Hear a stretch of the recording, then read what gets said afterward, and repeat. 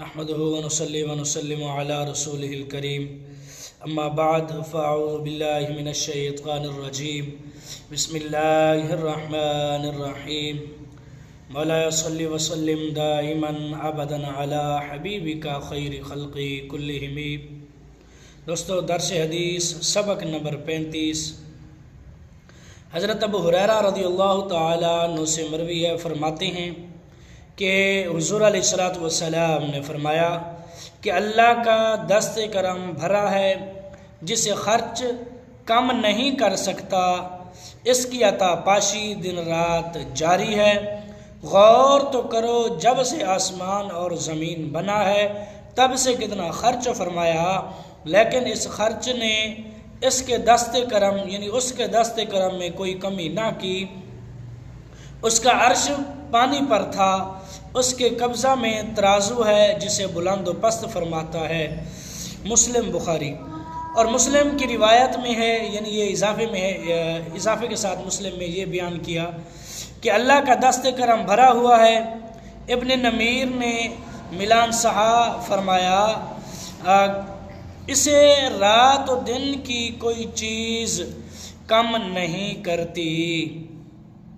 حضرت ابو ہریرہ رضی اللہ تعالی عنہ سے مروی ہے کہ حضور علیہ الصلوۃ والسلام نے فرمایا کہ اللہ تبارک و تعالی کا دست کرم بھرا ہے جیسے اس کی شان کے لائق ہے۔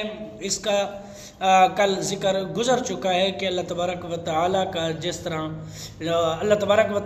طرح شان کے لائق ہے، اسی طرح اللہ تبارک و تعالی کا دست کرم بھرا ہے جسے خرچ کم نہیں کر سکتا، اس کی عطا پاشی دن رات جاری ہے۔ جب سے دنیا بنی ہے، دنیا بنی سے لے کر آج تک یا پھر قیامت تک، یوں کہہ لو کہ اللہ تبارک و تعالیٰ کے خزانے میں کمی نہیں آئے گی۔ اگر دن رات ہی خرچ کیا جائے تب بھی اس میں کمی نہیں آئے گی۔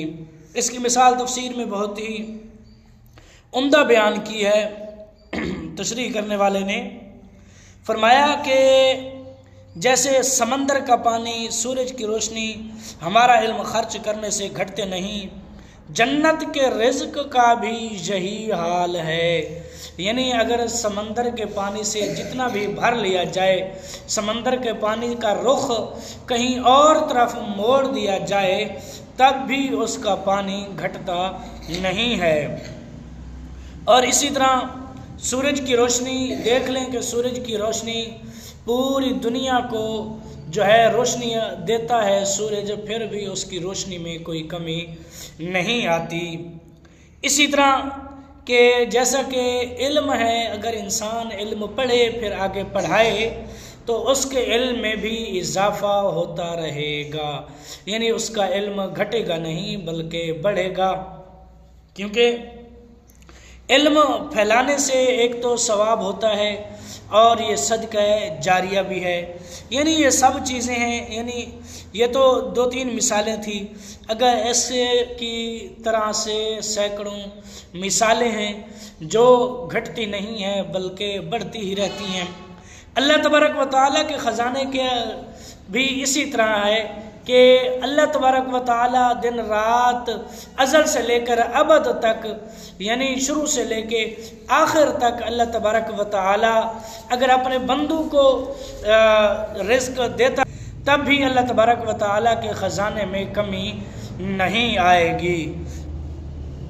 اسی طرح پھر آگے فرمایا کہ غور کرو، جب سے آسمان اور زمین بنا ہے تب سے کتنا خرچ فرمایا، لیکن اس خرچ نے اس کے دست کرم میں کوئی کمی نہ آئی۔ اس کا عرش پانی پر تھا، جب سے زمین و آسمان بنے ہیں، جیسے میں نے ابھی پہلے کہا، ازل سے لے کر ابد تک اللہ تبارک و تعالیٰ کے خزانے میں کمی نہیں آئے گی۔ اسی طرح پھر فرمایا کہ اس کے دست کرم جیسے اس کے شان کے لائق ہے، اس میں کمی نہیں آئی۔ جب اس کا عرش پانی پر تھا، عرش پانی پر تھا، عرش اور پانی کے درمیان کوئی اور چیز نہ تھی۔ اسی طرح پھر آگے فرمایا اس کے قبضہ میں ترازو ہے جسے بلند و پست فرماتا ہے، یعنی کہ اللہ تبارک و تعالی جس کو چاہے رزق دے زیادہ، جس کو چاہے اس کا رزق کم کر دے، یہ اللہ تبارک و تعالی کے دست قدرت میں ہے کہ اللہ تبارک و تعالی جس انسان کو چاہے مالا مال کر دے اور جس انسان کو چاہے اللہ فقیر بنا دے، اور اللہ جسے چاہے فقیر سے غنی بنا دے اور جسے چاہے غنی سے فقیر بنا دے، وہ ہر چیز پر قادر ہے۔ اسی طرح اور مسلم میں زیادتی کی ہے، یعنی اس بات کی بڑھایا ہے کہ اللہ کا دست کرم بھرا ہوا ہے۔ ابن نمیر نے ملام صحاح فرمایا اسے رات و دن کی کوئی چیز کم نہیں کرتی، یعنی اگر دن رات بھی خرچ ہوتا رہے تب بھی اللہ تبارک و تعالیٰ کے خزانے میں کمی نہیں آئے گی۔ اسی طرح حضرت ابو ہریرہ رضی اللہ تعالی عنہ سے دوسری روایت ہے، فرماتے ہیں کہ حضور علیہ السلام نے فرمایا کفار کے بچوں کے متعلق پوچھا گیا تو حضور علیہ السلام نے فرمایا رب جانے وہ کیا اعمال کرتے، یعنی حضور علیہ السلام سے پوچھا گیا کہ کفار کے بچوں کے متعلق کہ یا رسول اللہ صلی اللہ علیہ وسلم کفار کے بچے بچپن میں اگر فوت ہو جائیں تو ان کا ٹھکانہ کیا ہوگا؟ تو حضور علیہ السلام نے فرمایا رب جانتا ہے وہ بڑے ہو کر کیا عمل کریں گے۔ تو اسی طرح یعنی اگر وہ بڑے ہو کر کافر ہوتے تو وہ جہنمی ہوتے، اگر مومن ہوتے تو وہ جنتی ہوتے۔ خیال رہے کہ کفار کے فوت شدہ بچوں کے متعلق علماء کرام کے چند قول ہیں، جن میں سے پہلا ایک وہ جنتی ہیں کیونکہ فطرت پیدا ہوا، یعنی جیسا کہ کل میں نے کہا کہ کل کے سبق میں کہ جب دنیا میں کوئی بھی بچہ پیدا ہوتا ہے تو وہ دین اسلام کی فطرت پر پیدا ہوتا ہے، یعنی وہ بچہ مسلمان ہی ہوتا ہے۔ آگے وہ اپنے ماں باپ کو اپنے دوست احباب کو دیکھ کر وہ اپنی فطرت تبدیل کر لیتا ہے، اگر مسلمان ہو تو اس کے والدین یا دوست مسلمان ہو تو مسلمان ہو جاتا ہے، اگر اس کے ماں باپ یا دوست احباب غیر مذہب ہوں تو وہ اپنے والدین کا مذہب اپناتا ہے۔ اس کی تشریح بھی کل گزر چکی ہے یا پرسوں غالباً۔ پھر فرمایا کہ دوسری یہ کہ وہ جہنمی ہے کیونکہ اپنے ماں باپ کے تابع ہو کر، یعنی اس کی تفسیر بھی پہلے گزری ہے کہ کیونکہ وہ بڑا ہو کر اپنے ماں باپ کو دیکھتا کہ اس کے ماں باپ کون سے مذہب پر ہیں تو وہی مذہب اپناتا، تو اسی لیے وہ جہنمی ہوا۔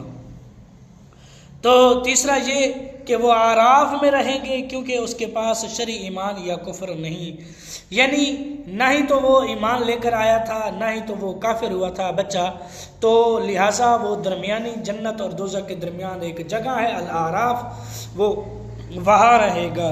اس کی تفسیر بھی پہلے گزر چکی ہے، میں اس کی تشریح بھی کر چکا ہوں۔ تو ایک اور بھی ہے کہ ان میں توقف کرو کیونکہ دلائل مختلف ہیں، یعنی خاموش رہو کیونکہ دلائل مختلف ہیں، جہنمی ہونے کے دلائل ہیں، دوزخی ہونے کے جنتی ہونے کے دلائل ہیں اور اعراف میں جانے کے بھی دلائل ہیں، لہٰذا علماء کرام فرماتے ہیں کہ خاموش رہو تو بہتر ہے۔ تو اسی طرح پانچواں وہ بڑے ہو کر جیسے ہوتے ان پر وہی حکم جاری ہے، یعنی چونکہ کافر ہوتے لہٰذا وہ جہنمی ہیں یا مومن ہوتے لہٰذا وہ جنتی ہیں۔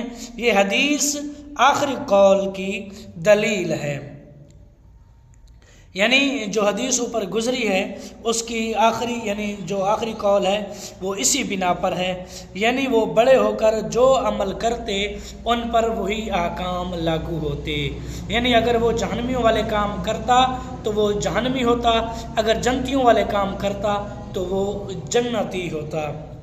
تو دوسری یعنی پہلی فصل یہاں ختم ہو گئی تقدیر پر ایمان لانے کے باب کی، دوسری فصل شروع کرتے ہیں۔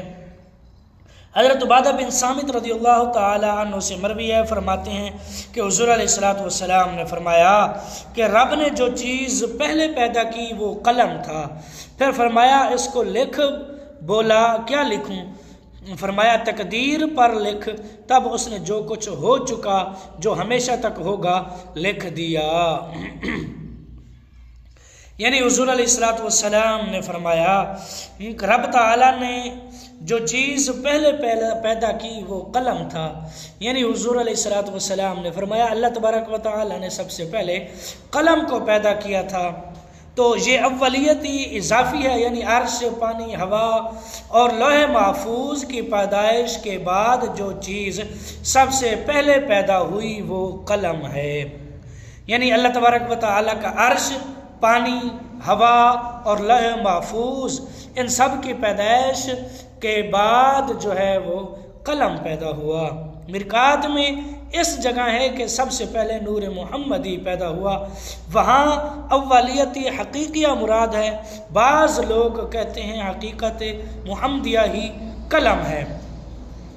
इस सूरत में यहाँ अव्वलियत हकीकी है, यानी अल्लाह तबारक व तआला ने इन चीज़ों के बाद, यानी हुजूर अलैहिस्सलातु वस्सलाम के नूर पैदा करने के बाद, नूर बनाने के बाद, तो अल्लाह तबारक व तआला ने कलम को हुक्म दिया। यानी अर्श, पानी, हवा और लौह महफूज और हुजूर अलैहिस्सलातु वस्सलाम के नूर के बाद जो कलम को पैदा किया और उसको बोला लिख। कलम ने क्या या अल्लाह क्या लिखूं? तो हुजूर अल्लाह तबारक व तआला ने फरमाया तकदीर लिख। तो कलम ने तकदीर लिखी, जो कुछ हो चुका था, जो हमेशा आगे होगा, कलम ने वो सब कुछ लिख दिया। यानी कलम ने ही अल्लाह तबारक व तआला के हुक्म से सब कुछ लिखा था। इसी तरह हज़रत अब्दुल्लाह इब्न अब्बास रज़ियल्लाहु तआला अन्हुमा से मरवी है, फरमाते हैं ये तहरीर लौह महफूज पर कलम दवात से हुई। इस कलम दवात की हकीकत रब्बुल इज़्ज़त ही जानता है। ये लिखना रब के अपने याद रखने के लिए ना था, बल्कि इन मकबूलों के को बताने के लिए था जिनकी निगाह लौह महफूज पर है। जैसा कि हम पहले अर्ज कर चुके हैं, सब औलिया अंबिया का इल्म गैब साबित होता है। यानी अल्लाह तबारक व तआला ने तकदीर इंसानों की इसलिए नहीं लिखी थी कि माज़अल्लाह अल्लाह तबारक व तआला भूल जाता, यानी भूलने के डर से लिखी। ये बिल्कुल ऐसा हरगिज़ नहीं था, बल्कि इसलिए था कि मकबूलों को बताने के लिए, यानी अंबिया औलिया को बताने के लिए था कि इन सब को इल्म गैब होता है। यानी जैसे रिवायात में आता है कि हुजूर अलैहिस्सलातु वस्सलाम को इल्म गैब है और जो हो चुका, जो होगा, वो सब हुजूर जानते हैं, क्योंकि हुजूर अलैहिस्सलातु वस्सलाम ने लौह महफूज को पढ़ा। तो दुआ है कि आज की ये चंद कलिमात अल्लाह तबारक व तआला अपनी बारगाह में कबूल और मंजूर फरमाए।